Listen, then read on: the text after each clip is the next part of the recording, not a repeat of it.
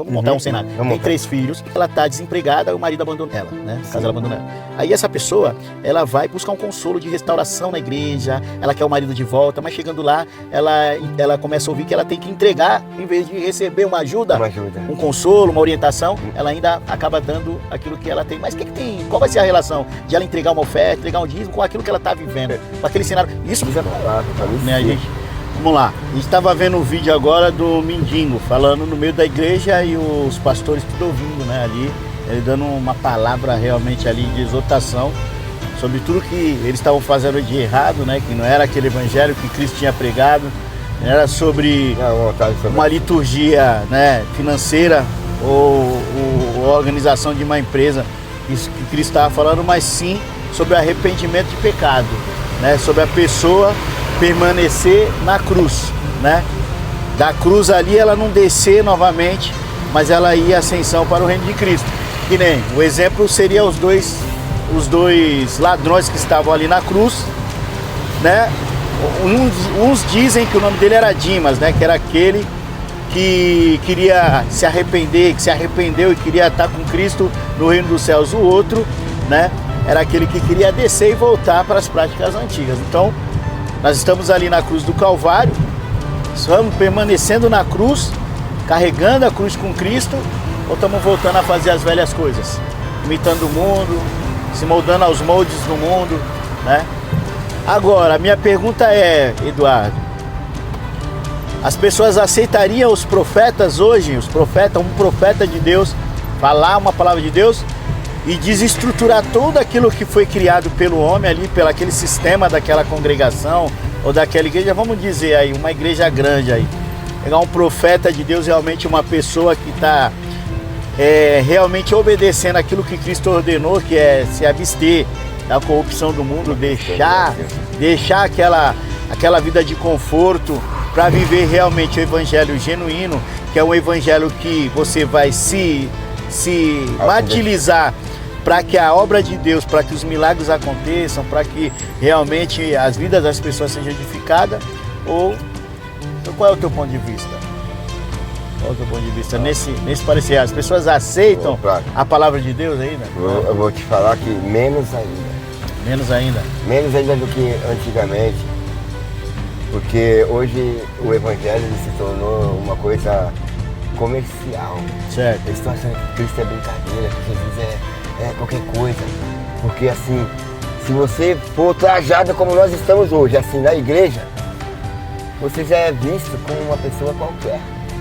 O tratamento é diferencial. Se a pessoa não tiver uma vida vitoriosa ali, financeira, se ela não estiver bem estruturada na sociedade, ela não é uma pessoa relevante. Ela é excluída.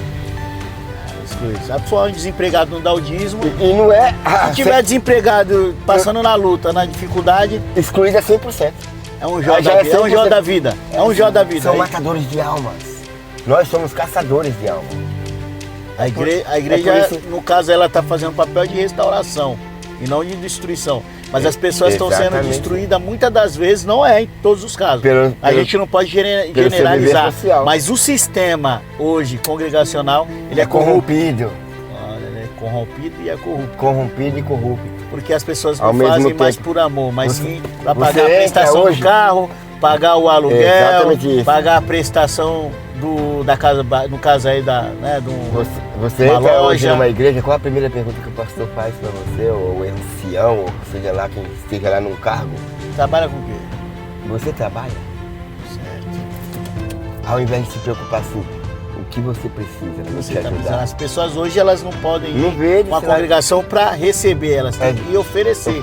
É uma troca de acho que não seria a troca, porque às vezes muitas dessas pessoas elas acabam se disponibilizando para dar, mesmo aquilo que elas não têm, ainda se baseia pela oferta da viúva. Quantas vezes você, antigamente, na época da minha mãe, eu ia para a igreja e os pastores saíam, era respeitado, passava a gente. Sim, senhor. Hoje em dia os caras escondem a carteira. Hoje em dia? Escondem a carteira. Nem vai até o ancião, o varão que estiver ali sentado, não vai nem cumprimentar. É constrangedor. Não vai dar uma boa noite. Constrangedor, gente. Ô, varão, você veio buscar aqui a palavra, Ninguém vai pra igreja à toa. Ou você vai buscar Jesus, né, uma palavra de conforto, de alegria, por estar passando por aflição. E a pessoa, vamos dar um exemplo aqui, a pessoa, ela, vamos dizer, uma mulher, ela tem 3 filhos, vamos montar um cenário, tem 3 filhos, aí ela tá desempregada, o marido abandonou ela, né, no caso ela abandonou ela.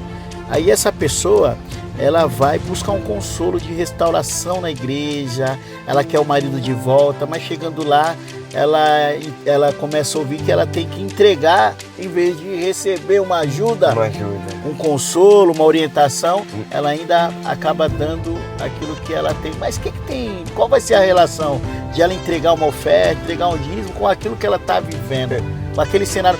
Isso eu estou falando de diversos cenários que acontecem hoje e infelizmente o cenário que a gente encontra lá onde a gente deveria encontrar uma resposta, a gente acaba sendo surpreendido como se a gente estivesse fazendo algo errado. E realmente, né? O homem é pecador, não existe nenhum justo. Mas às vezes, dependendo do cenário que você está vivendo, você quer uma ajuda de fato. Você precisa de uma ajuda de fato. E as pessoas que poderiam te ajudar, o lugar que poderia te ajudar, às vezes vai te extorquir, né? E você vai se sentir desconsolado. Eu vou dar um exemplo do que eu aprendi no Evangelho, do que é realmente ajudar. Ou seja, quando eu era pequeno, eu ia aos cultos e via muito isso. O ser humano era muito mais adorado não, que só Cristo, mas era muito mais cuidado. Vou dar um exemplo. Hoje, se alguém entra na igreja pedindo uma ajuda ao pastor, o dízimo era usado para isso. O dízimo foi criado para isso, para ajudar o órfão, a viúva e o estrangeiro. Hoje é para construir templos, igreja. Precisa de um piso, precisa de um banheiro, precisa de um vaso, precisa de uma pintura. Mano, não é esse o evangelho verdadeiro. Não, o que acontece? Deus destruiu o templo e os homens estão querendo reconstruir o templo. Cara, mas Jesus não falou de construção, ele falou de desconstrução. Eu vi ontem isso. E se a gente for em Apocalipse, está escrito lá muito claro. Eles tentam ser judeus e não são. Quem construía templo? Judeu. Eles tentam construir templos, ou seja, eles tentam ser judeus e não são. Eles são o quê? Ele dá a resposta. Mas são sinagogas de Satanás, ou seja, o que Cristo está querendo dizer bem claro. Eu vou deixar aí na tela aí esse versículo e você vai examinar. Porque está escrito que eles tentam ser judeus e não são, mas são sinagogas de Satanás, né? Por que eles tentam ser judeus? Porque eles querem construir templos. Sendo que Cristo veio desconstruir templo. Ele rasgou o véu. Hoje nós temos um acesso direto da sua casa, do seu sofá, sentado na sua mesa, agora mesmo aí ouvindo esse vídeo. Ou seja, faz quem quer. Nós não precisamos de e-mails, né? Nem obrigação. E nem de obrigações. De amor. Né? O amor, vamos praticar o amor, amar a Deus acima de todas as coisas e o próximo como a si mesmo. Tamo junto. Deus abençoe.